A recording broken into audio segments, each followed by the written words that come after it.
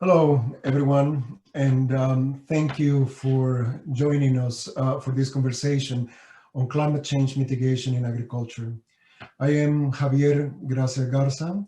I am with Agriculture and Agri-Food Canada as a special advisor on agriculture and climate change. Before we start actually our discussion, I would like to acknowledge that I am speaking to you from Ottawa, the traditional and unceded territory of the Algonquin and Anishinaabe Nation. Agricultural production can make an important contribution to climate change mitigation by increasing soil carbon sinks, reducing greenhouse gas emissions, and producing renewable energy. The agriculture sector could certainly be a cornerstone of a green recovery and in realizing the commitments that Canada has made under the Paris Agreement. However, we do need to better understand the scale of the agriculture's potential as a source of climate solutions and how best to harness it. We have gathered today an excellent group of panelists that will be discussing the current understanding of agriculture's potential as a solution provider in climate change mitigation, the different policies and market options that can steer this progress, and also the conditions that are necessary to enable the land stewards to adopt practices and technologies that show promise in climate change mitigation. The goal for today is to provide a high-level overview of how agriculture can play a critical role in meeting Canada's climate change commitments and how it can be a cornerstone sector, as I said, in the green recovery. Before we actually move to all of the members of the panels, I would like to introduce Keith Postain. He is a University Distinguished Professor in the Department of Soil and Crop Sciences and Senior Research Scientist at the Natural Research Ecology Laboratory at Colorado State University. A major focus of his work involves modeling, field measurement, and development of assessment tools for soil carbon sequestration and greenhouse gas emissions from soils. So Keith, the floor is yours. Thank you, Javier. And thanks to the organizers for inviting me to be part of this. I'm just going to share real quickly a few slides to give kind of a high-level overview of the topic today. Let's see if that, okay, that looks good then. So a quick overview of agriculture, soil carbon, and climate mitigation. And particularly recently, there's been a lot more interest in looking at agriculture in the context of climate change mitigation, greenhouse gas mitigation, and this figure here, which was from a recent National Academies report in the U.S., kind of encapsulates, I think, the problem. And so here you see on the y-axis here, you see the amount of global greenhouse gas emissions in carbon dioxide equivalents. So these are all, this is carbon dioxide, but also other greenhouse gases. And we're here now roughly at around 55 billion tons of carbon dioxide equivalents per year as our emission inventory globally. And so this figure shows two emission trajectories. One is the business as usual, this yellow line, in which emissions continue to go up and then they start to come down kind of on their own with changes in the economy, et cetera, with a decline in emissions starting in, around 2070 or something like that. That's not a place we want to be. Instead, most people here are familiar with the idea of the Paris Accords and the objective to change emissions to achieve this below 2 degree Celsius line. So the red emissions line, which shows getting down to essentially zero emissions by before the end of the century. Now, two things are part of getting on this trajectory. One is this area here in the green. This is that we have to aggressively reduce carbon emissions from fossil fuel consumption in particular, as quickly as possible. But we've also got to reduce other greenhouse gases. But there are some emissions that are going to be difficult to entirely eliminate that quickly. And so this blue area down here, in order to stay on this trajectory, we need to actually remove carbon dioxide that's already in the atmosphere. In essence, you can think of it, we've waited too long to reduce our fossil fuel emissions. So now we have to make up for some of that by taking out some of the CO2 that we've already put in this blue area. And you can see it's increasing to up to about 20 billion tons of carbon dioxide removals required by the end of the century. And one of the areas of interest there are a number of ways to do this, but soil carbon sequestration is one of those. But in addition to that, really, I think is important, or perhaps more important, is the recognition that sequestering carbon and increasing the organic matter in our soils is really fundamental to improving their sustainability, their performance. Organic matter is really the key component for a whole host of characteristics of soil: fertility, water relations, aeration, structure, biodiversity, etc. So it's crucial that we get on with the business of really improving our soils and increasing organic matter there. Okay, how does that work? How does soil management contribute to this? And in essence, it's really a fairly simple problem. It's about managing that carbon balance, which is an actively cycling part of the global carbon cycle that we've got, really biotic reactions. We've got carbon dioxide, which is being fixed by the plants through photosynthesis. Some of that carbon goes into the soil in the form of plant residues, and then it's returned to the atmosphere through microbial activities and essentially the respiration of the organisms that are consuming that carbon. Nonetheless, we can manipulate that carbon balance by increasing the rate of carbon that's going in, as well as trying to decrease the relative loss rates. And there are a number of ways that we know how to do that now, and it's really about soil conservation technologies. So it's things like improved annual crop rotations, where really the objective is reduce the amount of soil disturbance, increase the time at which you have vegetation on the land, so that you're assimilating more of that carbon.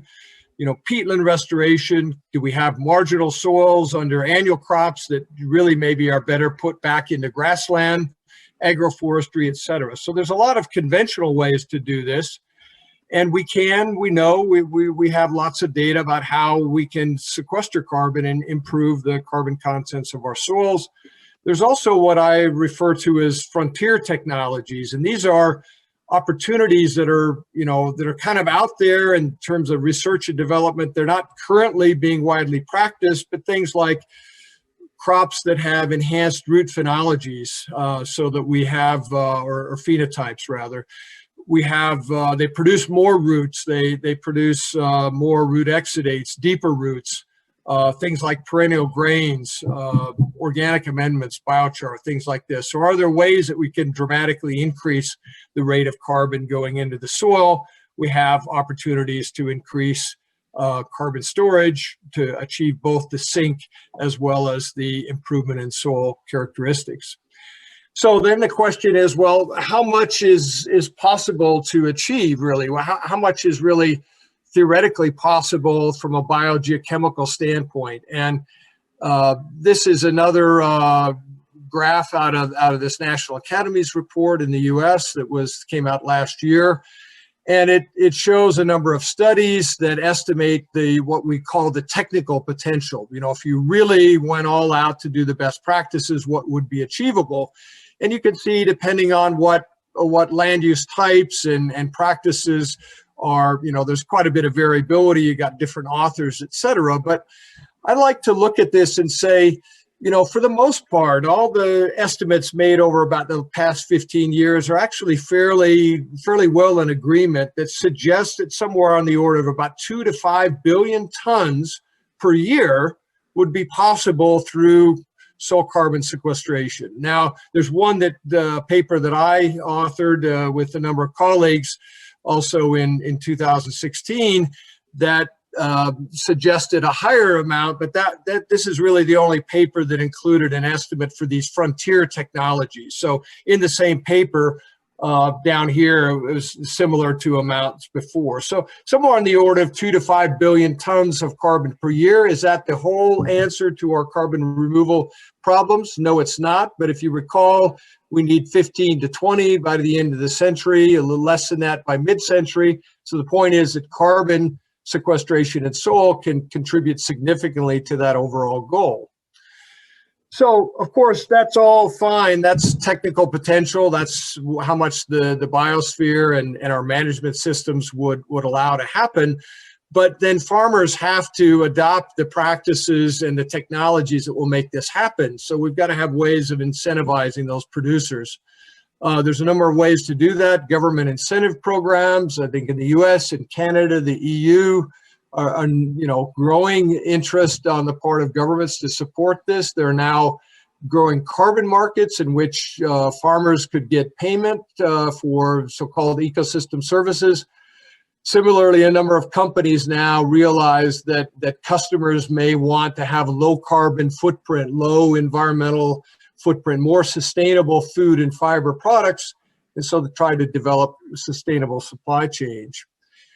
And so we've got a number of different policy mechanisms can work, but for any of these to really be effective, it's critical that we have reliable metrics. We'd be able to quantify and verify what's actually happened there, both in terms of carbon storage as well as other non-CO2 greenhouse gas emission reductions.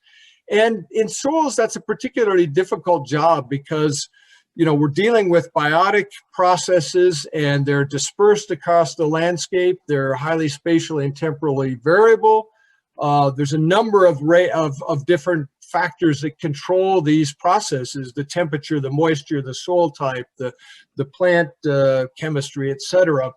And yes, we can measure carbon stock increases, we can measure greenhouse gas fluxes, but for the most part, that requires really fairly sophisticated instruments in the case of flux measurements, not so much soil measurements, but nonetheless, it's kind of something that's fairly expensive and can't be routinely, farmers can't go out and easily measure their own greenhouse gas emissions. And so we've got to take a different approach. And I really think that we're looking at really a revolution in how we quantify ecosystem properties now, and I think we're working increasingly towards having robust model-based systems that are informed by data that are coming from a number of sources. And just to give you a really quick kind of a picture of what this looks like, this is from a recent paper. It's also included in the National Academy's report that I mentioned before, and we're really looking at having a platform. So there's not a single measurement technology that will do, but instead we've got to take things like, ground-based experiments that exist and are ongoing together with soil monitoring networks. We need to use that together with sophisticated models that can use remote sensing and other kind of spatial data. We need farmers to provide detailed information, a kind of a crowdsourcing model, if you will, of actually how they're managing their land. And this can all feed into what I refer to as a scalable quantification platform that really combines the best measurements and from different sources as well as models. And I think that'll give us the capability to not only address things like national and regional assessments for national inventories and this sort of thing increasingly, but will also allow us to do quantification at the farm scale and enable farmers then to participate in sustainable supply chains and receive more value for their products, as well as engage in carbon finance type of schemes. So I think the point is really we need these kinds of new, call them new age quantification systems to drive this. And so just in the way of closing thoughts, I believe personally, and I think it's increasingly widely seen, that agriculture, of course, plays a critical role in food security. It's what provides for us, on this planet. it needs to continue to do that in the face of increasing demand, increasing populations. But now we also need agriculture to help stabilize the climate and regenerate our soils and working lands. And in order to do that, I think future agriculture, it's not just going to be a small fix. It's going to be that agriculture is going to look fundamentally different from the way it looks now in most cases, and moving towards a sustainable, an agriculture really based on ecological function. And you're going to hear more about this by the speakers to follow. I think that's achievable. We're going to need effective policies and incentives and consumers, and everyone is going to have to participate in this. We've got to have a way to, both inform and provide the technologies, but also incentivize farmers to make these changes. And coming from the standpoint of science, I think there's a critical role for us to continue to build and improve on these measurement and monitoring and verification kinds of systems that will give us the confidence in our metrics so that we can manage these systems, we can gather the investment, we can reward farmers for their good practices and help them to draw down carbon dioxide in the atmosphere and really rebuild the health of our soils. So that's all I had to prepare, and I will see if I'm already done sharing, right? Yeah. Okay. Thank you. Thank you very much, Keith. I appreciate very much this. Hopefully we're going to have an opportunity later on to ask a couple of questions.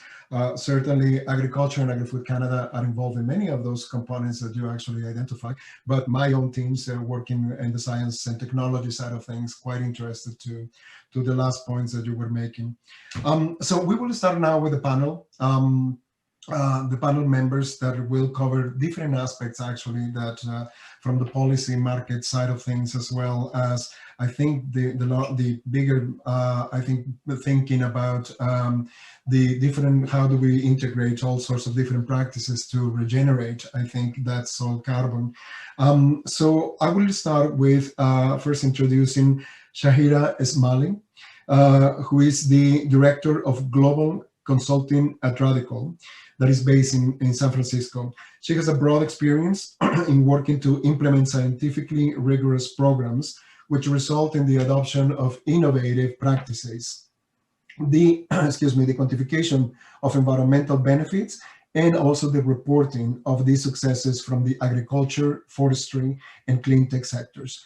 So Shahira, to start this conversation, I think all of us will benefit very much to hear from you your insights on the market and policy opportunities that can incentivize and recognize farmers for being the solution providers in this current crisis. I think examples such as what happens in California or Alberta in Australia, compliance markets, the US voluntary markets. These are the kinds of things that we would like very much to hear your views on that. Please, Shahira, to you. Great.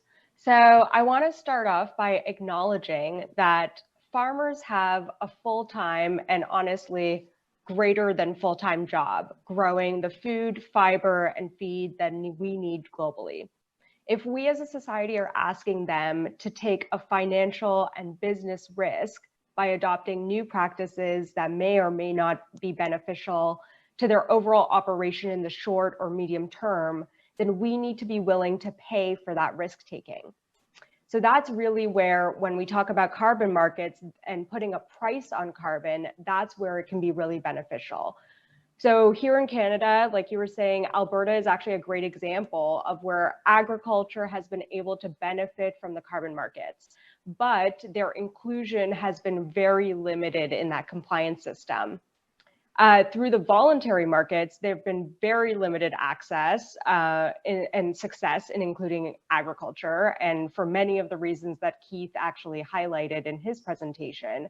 And so what we're seeing is that these markets were really designed for industrial and technological applications where there's a controlled environment, where there's meter readings.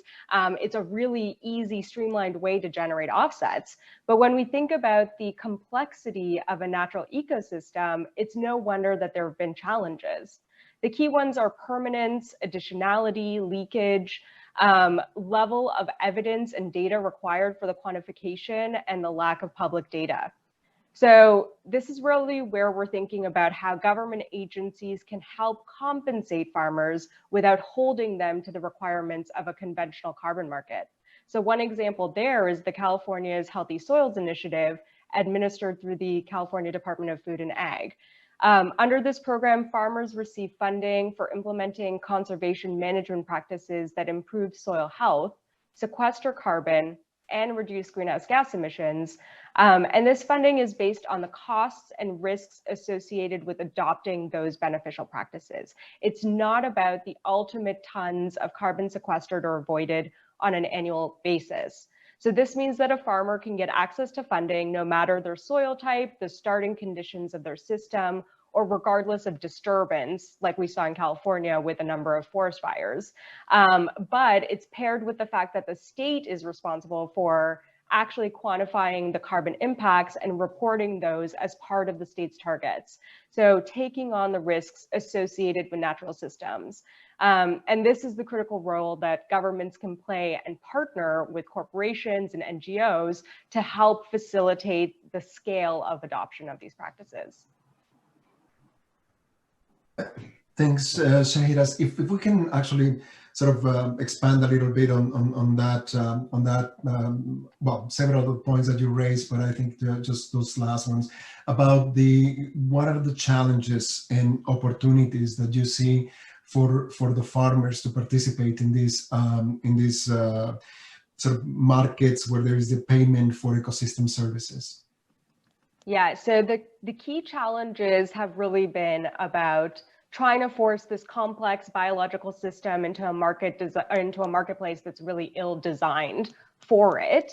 But the other key factors in terms of the challenges have been like upfront funding for de-risking the practice change, access to reliable extension services and knowledge, including understanding the financial impacts and benefits associated with these practices, having strong government leadership on all levels to prioritize and support agricultural-based improvements. But when we talk about opportunities, this is really where I think that it's the most exciting. We are really at a time where the world is focused on nature-based solutions. This is something that we're all talking about at a global level.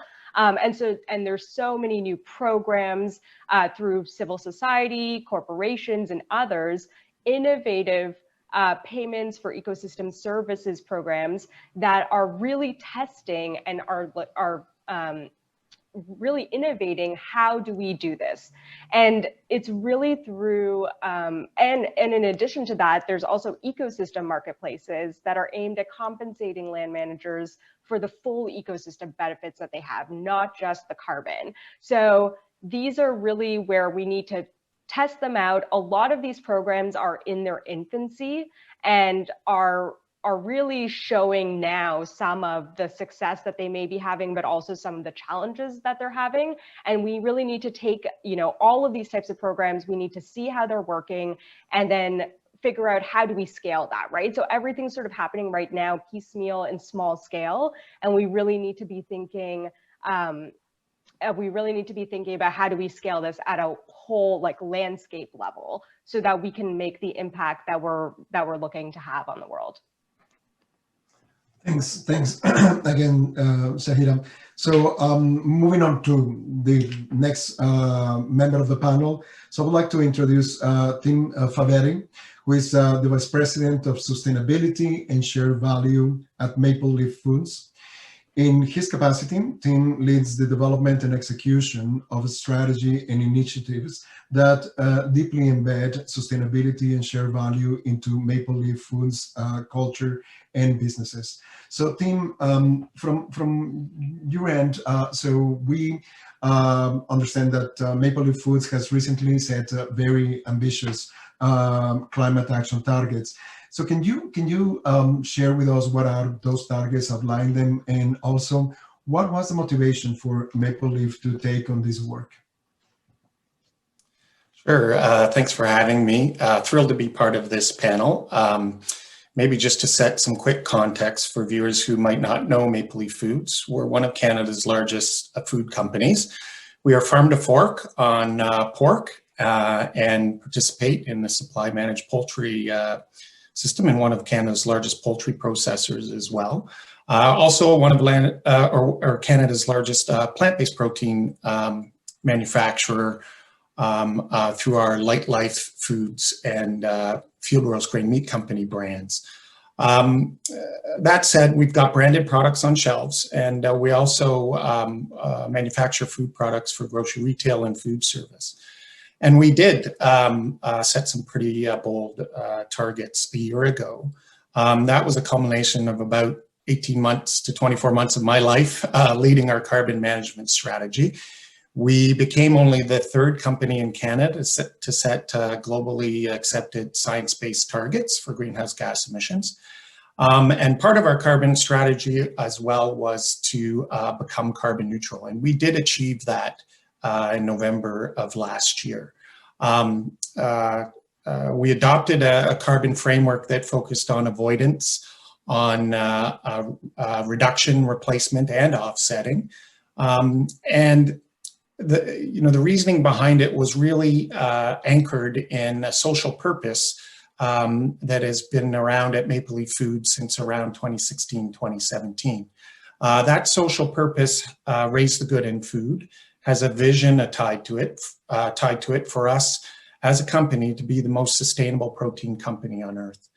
And that is being executed through a business strategy called Shared Value, which allows us to embed sustainability and other aspects of our business right into the overall business and strategic approach of the company.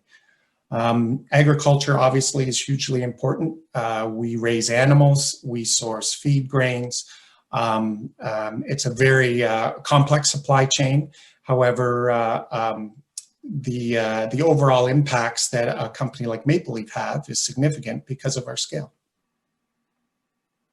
So talking about that supply chain thing, how does that affect, what is the impact that it has on this supply chain all the way down to the farmers that are actually doing the produce that you actually then process?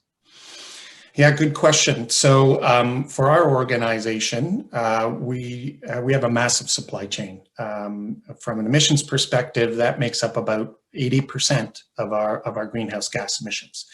Vast majority of our emissions that we have control over, our Scope 1 and Scope 2 emissions, are from our agri-farms operations.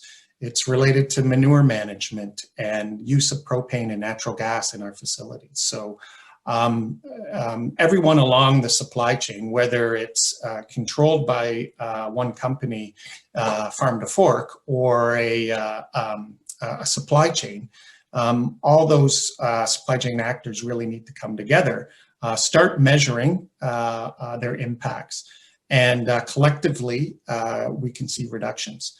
The science-based targets initiatives for companies with large supply chains like Maple Leaf also requires goals and commitments. So we have a science-based target to reduce our greenhouse gas emissions from our supply chains as well. So it's moving forward, it's going to be critically important that the big corporates in the food system really engage collaboratively as a supply chain to have the biggest impact.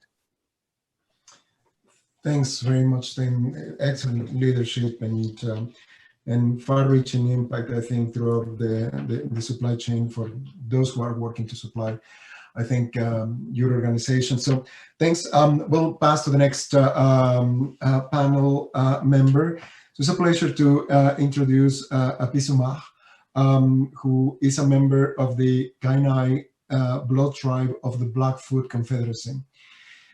His name after his great uncle, Ronnie Coyote, and who was a Blackfoot warrior.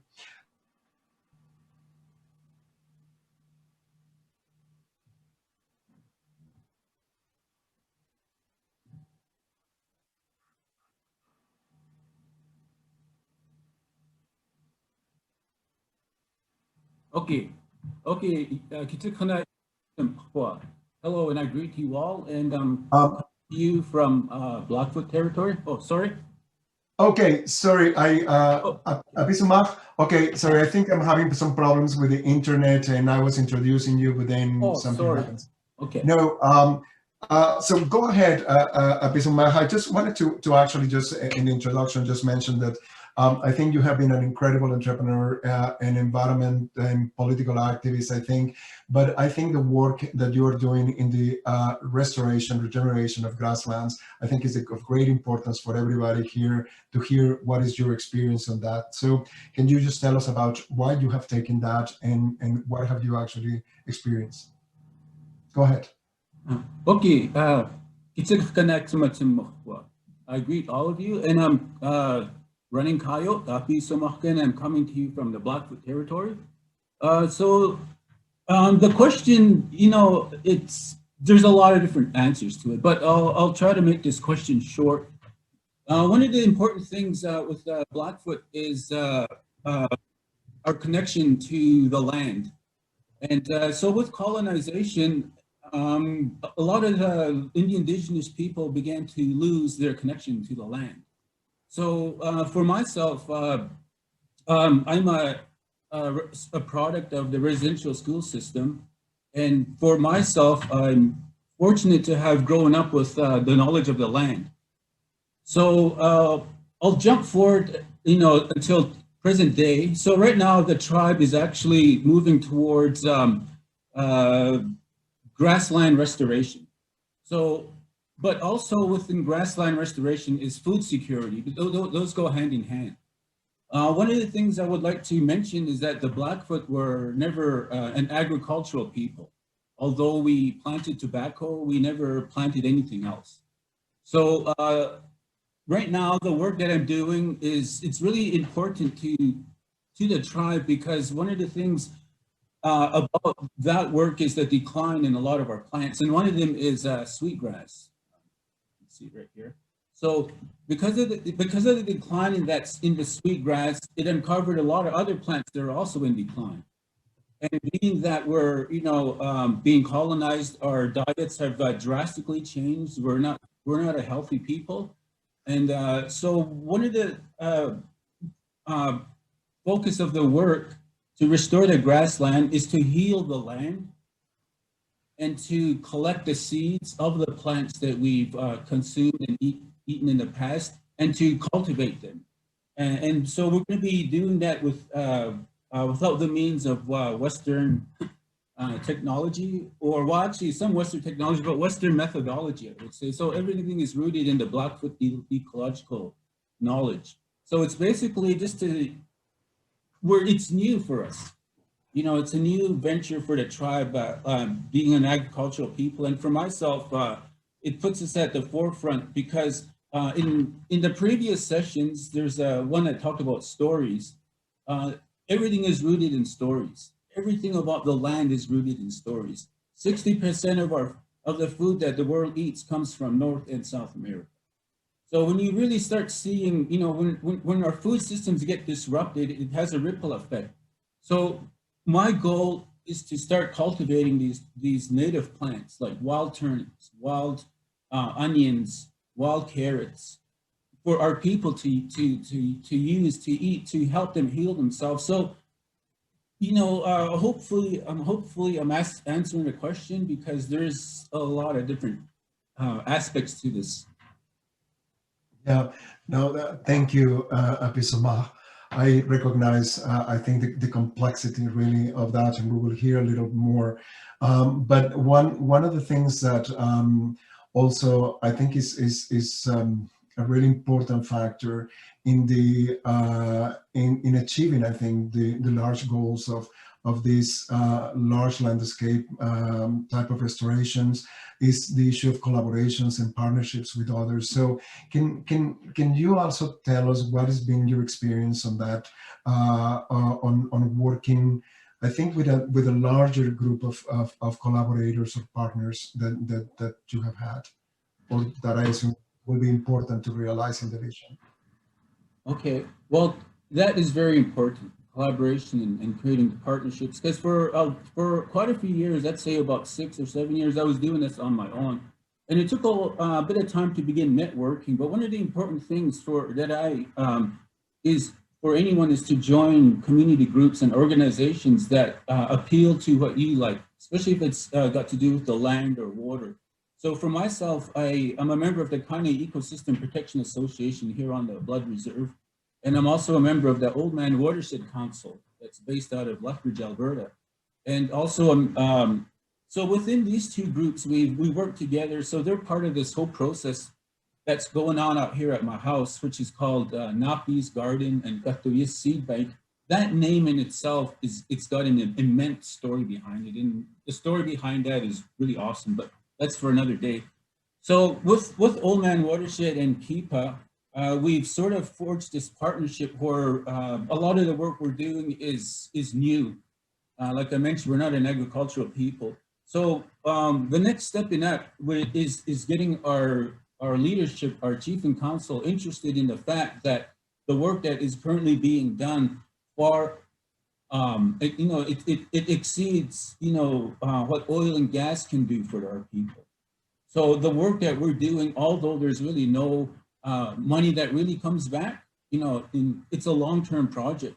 So this is something that for myself, I'm always standing toe-to-toe with some of our leaders, some of our MLAs, and whoever, and to get them on board, to get them to understand that this is what we need to do. So because of that, it's grown to quite a number of a long list. So the University of Lethbridge is Lethbridge College, Southern Alberta Institute of Technology, the Resilience Institute, Parks Canada, Redco Community College, the Kainai High School. It just goes on and on. So every given day, I'm working with these organizations and departments. And the thing that came out of all of this is that it's working. It's developing into a curriculum. So I'm developing a Blackfoot ecological agricultural curriculum because Blackfoot agriculture does not exist.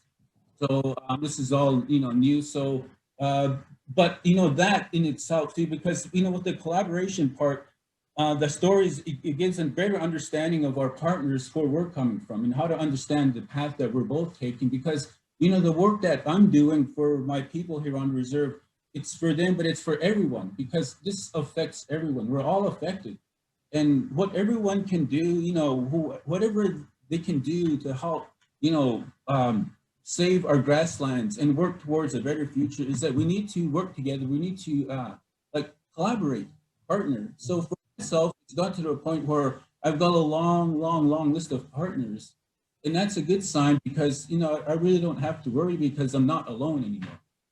So other than myself and my dog, there's this partners and collaboration, so that's important. Thank you very much, Apisama.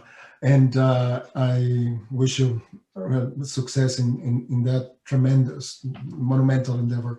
So, but in talking this on the issue of collaboration and regeneration of the grasslands, so then our next panelist is somebody who actually is a founder and the executive director of Regeneration Canada, Regeneration Canada. She's Gabrielle Bastien. And back in 2017, she started this, founded this organization, Regeneration Canada, which is a non-profit dedicated to promoting regenerative land management as a way to mitigate climate change and foster healthy food systems. So, Gabrielle, can you tell us a little bit about so what was behind this impetus for creation of Regeneration Canada? Thank you, Javier. It's a real pleasure to be here. So to put this in the simplest terms, the way Regeneration Canada contributes to regenerating the health of our soils across the country is through raising awareness, education, network building, and advocacy. And I'll get back to how we do this exactly in a second, but just so you understand the basis behind our approach, We work from the premise that the way our land is managed is dependent upon multiple different kinds of stakeholders. And this was touched upon in previous presentations as well.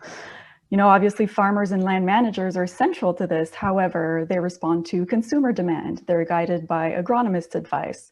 They also depend on policies that are in place. Policymakers listen to scientists and only put in place regulations when they sense there's enough buy-in from the general public. And businesses also play a huge role in driving demand. So you get the picture, you know, many pieces to the puzzle that are all very important. So in light of all this, we consider that if we are to achieve meaningful change towards regenerative land management, all of these stakeholders first need to know about the solution, right? They need to be even aware that it exists, which certainly wasn't the case, you know, 4 years ago when we got started. And we feel it's also really important for all of them to be engaged in the process and empowered to take action. So this is why we work on raising awareness about soil regeneration and all of its benefits to all the different kinds of stakeholders I just mentioned. So we do this through various communications initiatives, such as online communications, video series, and public speaking, among other things. And then we provide more in-depth educational opportunities for all these people to get a better understanding of exactly what they can do to contribute. So for example, for farmers, this can mean getting more in-depth understanding of the actual technical practices to implement on the ground. So we do this through hosting workshops and webinars, among other things, and we also organize a yearly Living Soil Symposium. So we'll be hosting the 4th edition of the event in February. And so we see the symposium as a celebration of all things related to soil regeneration. So the event gathers this diverse audience as well, which makes exchanges very rich at the event. Then, as I mentioned before, we seek to foster connections also by building this vast interdisciplinary network across Canada in order to facilitate knowledge exchange and cross-pollination among stakeholders. So we do this through our membership, partnerships, and through our different activities that seek to connect people, including one we're particularly excited about currently. So we're currently building an interactive map of regenerative farms in Canada, which aims to connect citizens and regenerative farmers and to facilitate the search for regenerative products. So we'll be launching the map at the beginning of 2021. And lastly, we advocate for policy changes towards an agriculture that can contribute to the climate solution. And that is done mainly through our participation in a Canada-wide farmer-led coalition called Farmers for Climate Solutions that seeks to drive changes in policy. Merci, Gabriel. Just a follow-up question on that is the issue of, you mentioned the stakeholders, sort of these very sort of engaged of a large group of stakeholders. So an important one, the consumer. So how do you see the civil society sort of playing a role in advancing the sort of the climate actions here in Canada for the agriculture sector? I think civil society plays a major role if we want to make our agricultural sector part of the climate solution. So, you know, when I look at the numerous nonprofits and grassroots initiatives across Canada, I see civil society as a real driving force to coordinate climate action efforts, either on a regional, provincial, or national level.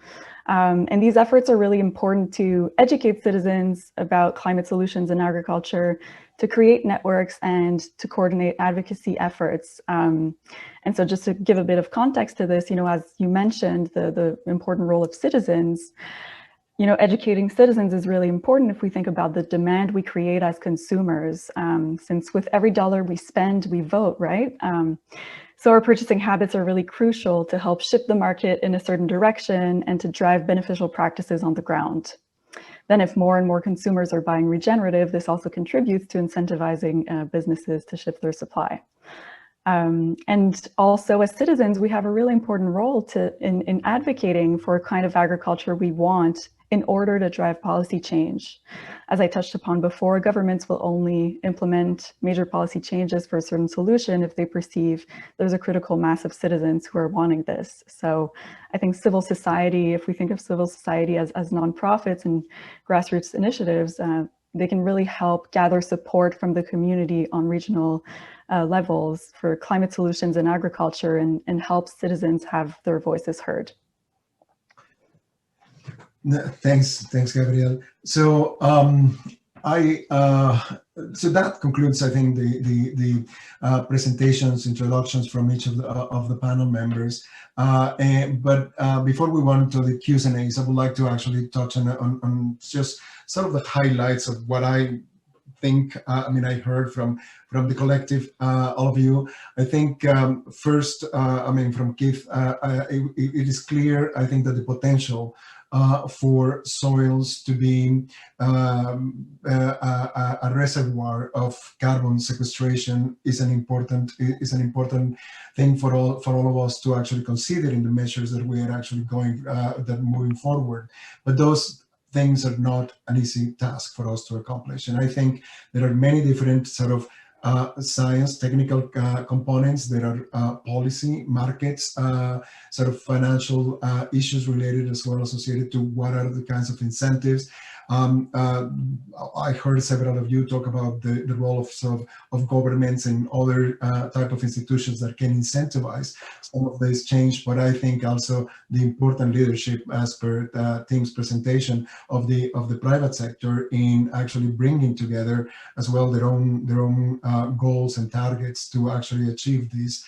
So, but at the core of everything, and again, coming back to that question that I was asking Tim on the supply chain, at the end of the day is the farmers. So how can we, in the case, and it's the farmers, and even I think with the issue of the regeneration or the conservation of grasslands, I think a very important, I think, ecosystem, vulnerable, I think, in the prairies of Canada.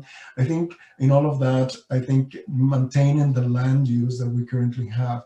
But in the case of the farmers, I think they are an important component of this entire chain that we need to enable. We need to empower them to actually to be, I think, maximizing the opportunities that are in the lands that they are stewards of. So that is an important consideration. And I think, Shahida, I think that element of the carbon markets, it's certainly something that I see as a great opportunity. And I think you also mentioned lots of the opportunities, but I think as well a significant challenge for that to become really effective, to, as you were mentioning, I think the participation perhaps in these voluntary markets has not been or hasn't reached the potential that it could have. So it's great for us to actually try to think about how can we move this so that we can scale up and allow for that opportunity to actually materialize.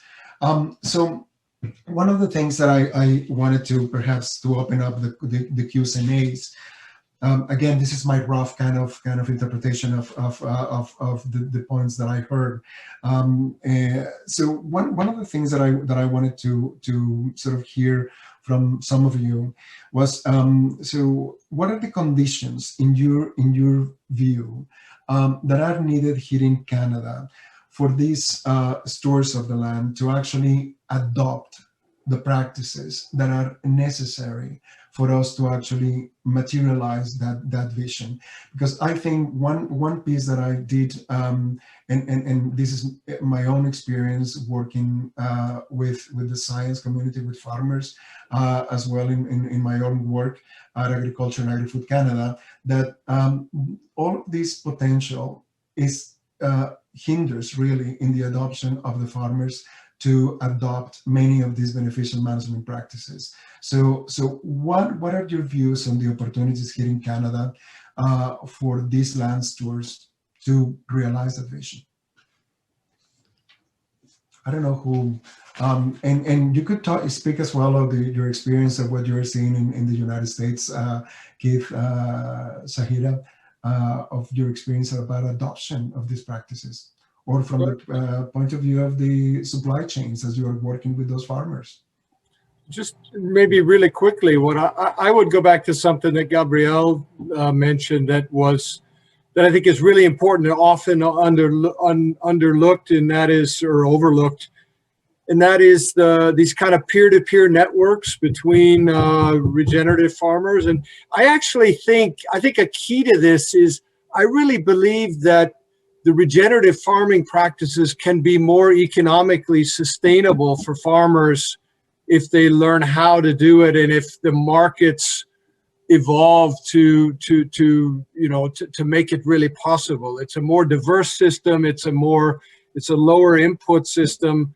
There's increasing evidence that it's more profitable if people learn how to do it. And I think a key thing is the technologies are there in a lot of ways, but I think these peer-to-peer networks and things to get the word out, because if farmers adopt these kind of practices, and then yes, they can get benefits from investment of natural capital solutions and for carbon sequestration, water quality, et cetera. But those can almost in some ways be secondary if they're more profitable, if people will continue with these much better practices into the future. Then all the issues of permanence and that sort of thing largely go away. The soil will be maintained because now, we have a culture and an agriculture that realizes how important it is, and it will be treasured even more than it is, now. And so I think that's a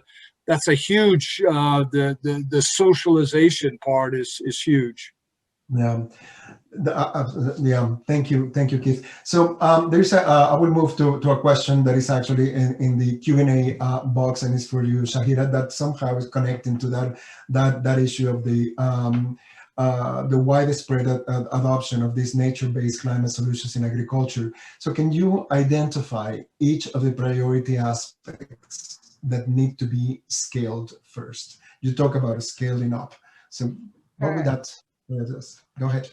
Yeah, so I think if the question is asking which practice needs to be scaled up first in order to have the biggest, impact, I will honestly answer that I'm not sure, and maybe I'll pass that to Keith if any of his researches have helped him to identify, is there a single practice that we need to focus on. But if we're talking about how do we actually get to that scale and how do we prioritize so that we can get that scale up, I think it's exactly what was, what was mentioned, which was like Gabrielle and Keith have said, is that we need better sharing of knowledge. We need better extension networks. But in addition to that, we need the information. So I think one of the things on the science side that we've seen is that there isn't always agreement, and there's so much diversity in terms of the science of soil carbon. And so I think we just need better information so that farmers can make more informed decision making. So that's like the return on investment. That's like being able to understand, like Keith was saying, they can be more profitable. Let's make sure that we're able to convey that information to farmers so they have everything in hand to make the right decision for their operation. Thank you, Shahira. So on that point, I think I guess on the adoption, although I want to jump to Tim because I see a connection there and I see him shaking his head about the issue of the return of investment. So because there are different type of incentivizing, I think, in the supply chain of having actually the company that is buying, I think, to say we want to have that kind of procurement sort of standards, but at the same time also how can you sort of see that there's a return on investment on those kinds of things as well. So well, actually I can jump to you, Tim, to say that, and I will come back to Gabrielle to actually talk about the question that is there. Farmers are entrepreneurs, they're business people, and much like a big, publicly traded company like Maple Leaf, we all assess risk by risk of investment in new behavior practices, systems, processes, etc. One of the I think major drivers of this is going to be a very stable marketplace for farmers and corporates like Maple Leaf to play in.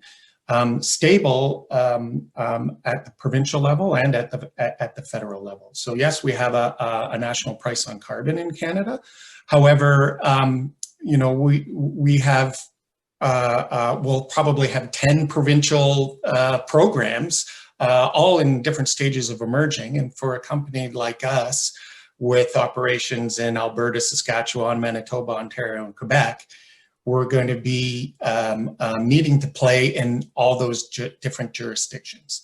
And that's risky for a big company. I would assume that that's very risky for farmers as well, even if they don't have a clear understanding of how the carbon market's going to evolve. And if the carbon market's going to be around when the next government comes in, because Canada's done a really good job of politicizing carbon. From a company perspective, by us becoming carbon neutral, we've been able to set a internal price on carbon.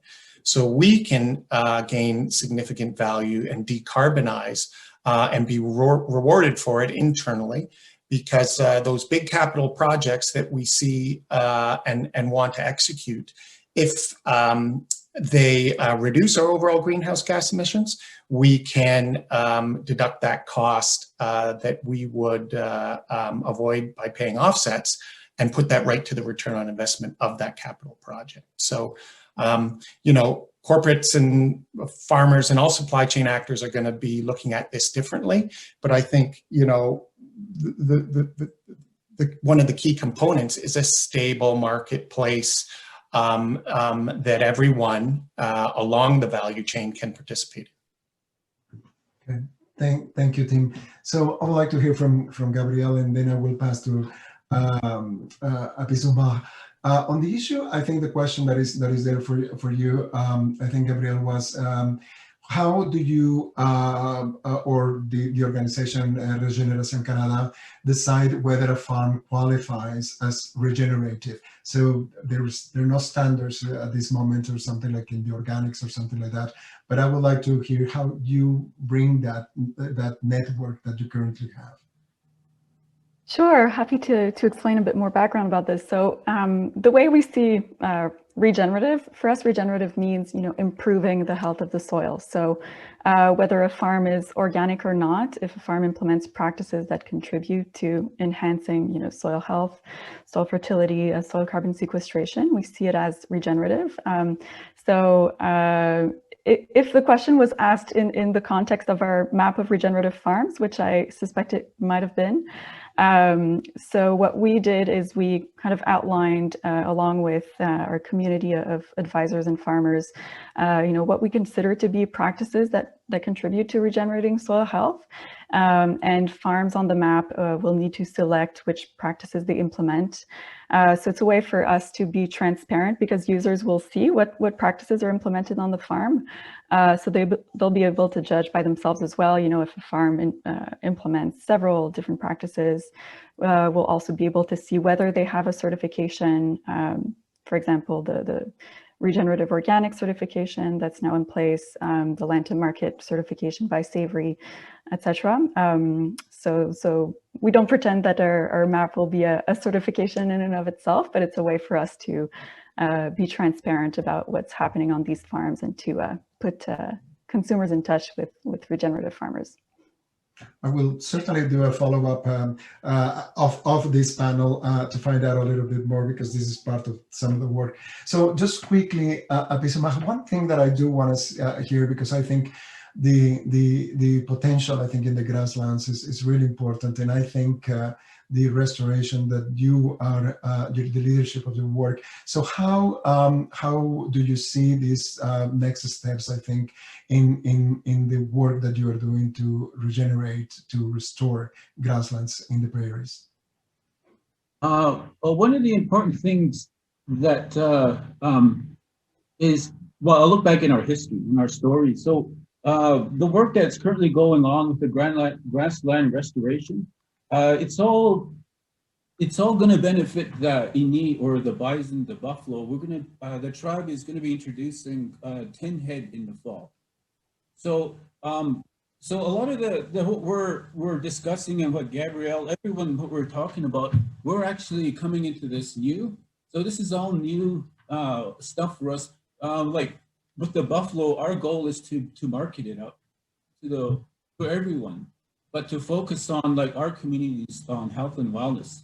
So there's just a lot of different avenues. So for me, it's always about food security, and that's where all of my work is based on, because the work that I do, the plants that I harvest, I use them, I eat them. So whenever I'm sick, I'll use plants, or so basically, yeah.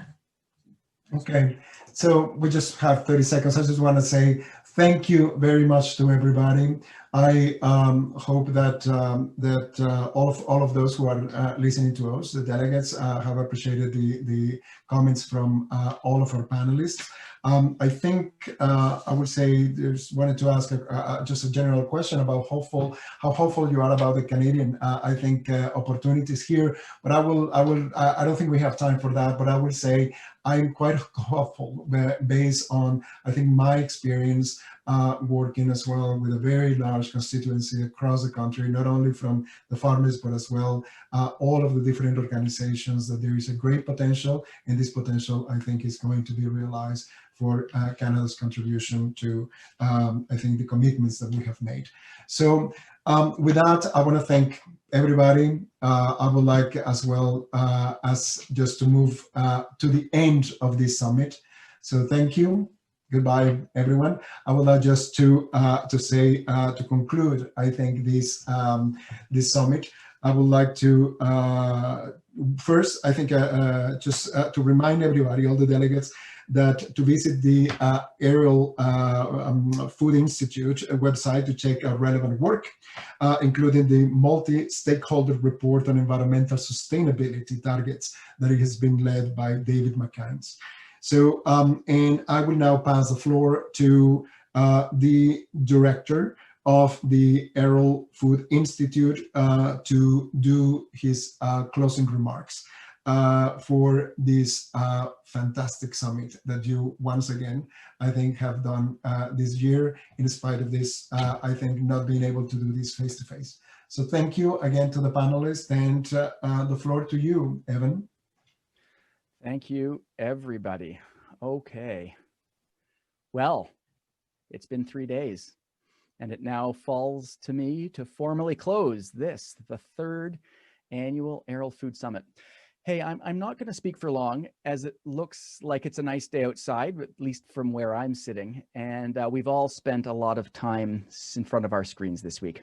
I've got some thank yous to say. And so first, some sincere and profound thank yous. First, to my wonderful and supportive colleagues at the University of Guelph. You really do make this place Canada's food university, and I'm proud Aerial Food Institute exists to help elevate your work.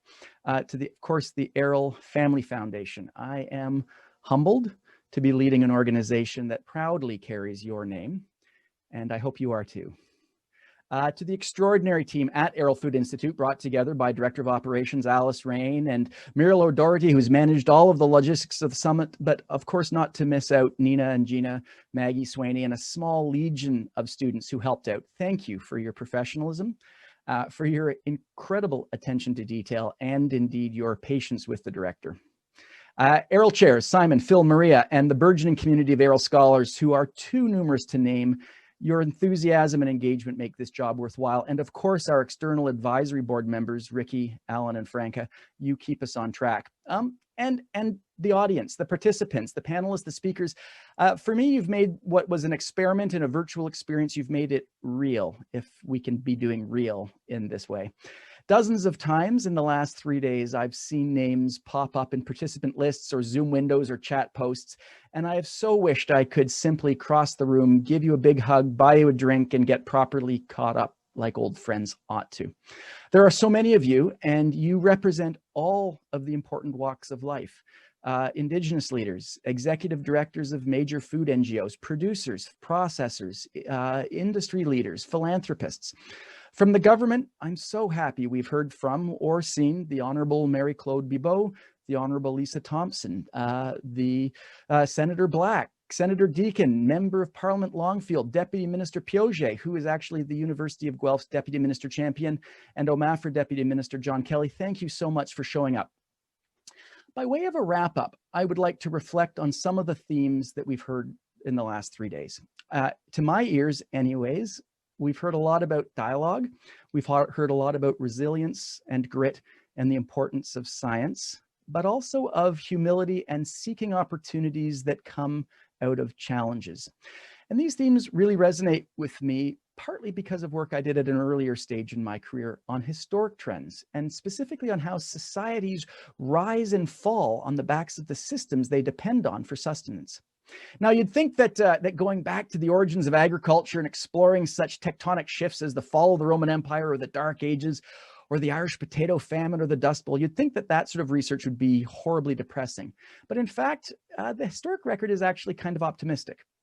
In my reading, anyways, the years and decades and generations of peace and progress far outnumber the years and decades and generations of crisis and collapse. And from all of this, I think we can take solace from the realization that we are indeed an adaptable species, and we are very, very brilliant tool makers. And despite our current predicament, we often devise governance strategies or ways of behaving collectively that mean we really can overcome serious challenges. Of course, cases like that Irish potato famine or the Dust Bowl mean we cannot take our adaptive capacity for granted. And we don't always develop solutions to complicated food system problems, and sometimes ingenuity lets us down. But we are pretty good at this. History also teaches us, however, that however great our technologies might be, they are never enough. And we all know that technology is no panacea. So we also need great policymaking that is based on sound research and cutting-edge science. And when we're really honest with ourselves, we also realize that policymaking and technology aren't sufficient together. We also need collective buy-in and collective action, which only comes through communicating with each other, create storytelling, reflective dialogue, debate, discussion, where we all of us do the hard work of bringing to the surface areas we disagree on, acknowledging each other's anxieties, giving voice to the marginalized, finding points of agreement, and building doable strategies. So while we're all feeling a little glum about the state of the world, with political and climactic chaos bearing down on us from all sides, with the days shortening and the pandemic spiking, and as we are all looking at the very real likelihood of a return to shutdown, it's understandable that we're all feeling a bit down. But I think there is so much to be hopeful for. We are on the cusp of a wave of innovation in agricultural technology. We, and by which I mean the people who have met here over the last 3 days, are at the center of a multi-stakeholder community that is working to make things better. We have policymakers, we have industry titans, we have indigenous leaders, we have the spokespeople for marginalized communities, we have entrepreneurs and scientists, all are present and accounted for.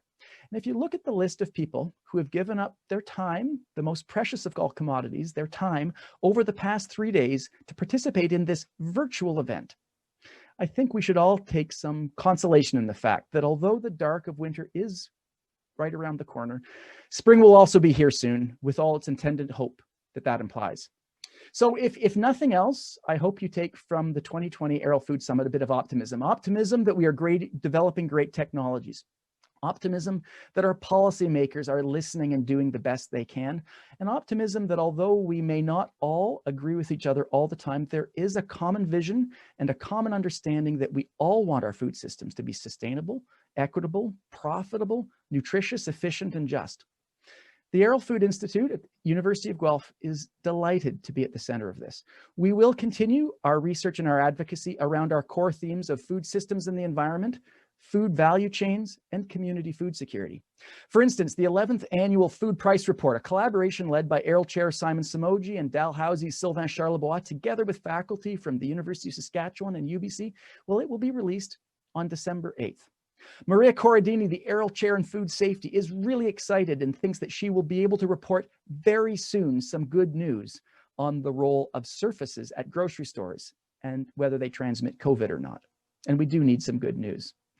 The Aero Chair in Food Policy and Society, Phil Loring, is excited to continue his important work with communities around the world, helping ensure their voices are heard and highlighting through his books, his podcasts, and his videos their perspectives. And finally, as some of you may have heard me say yesterday in one session, AFI is committed to hosting a series of dialogues throughout 2021 as our contribution to the UN's Food Summit next September. We're looking in particular for young people to participate, along, of course, with the usual cast of established leaders. So please watch this space. With that, I'm super keen to get out for a run, stretch my legs, and process everything I've heard. So Malcolm, if you're still on the call, maybe we'll bump into each other on the trails in about an hour. With that, I'd just like to leave everybody with a note of profound gratitude and a great sense of humility that you, the people who have attended the summit, are the ingredients that will make food systems thrive beyond 2020.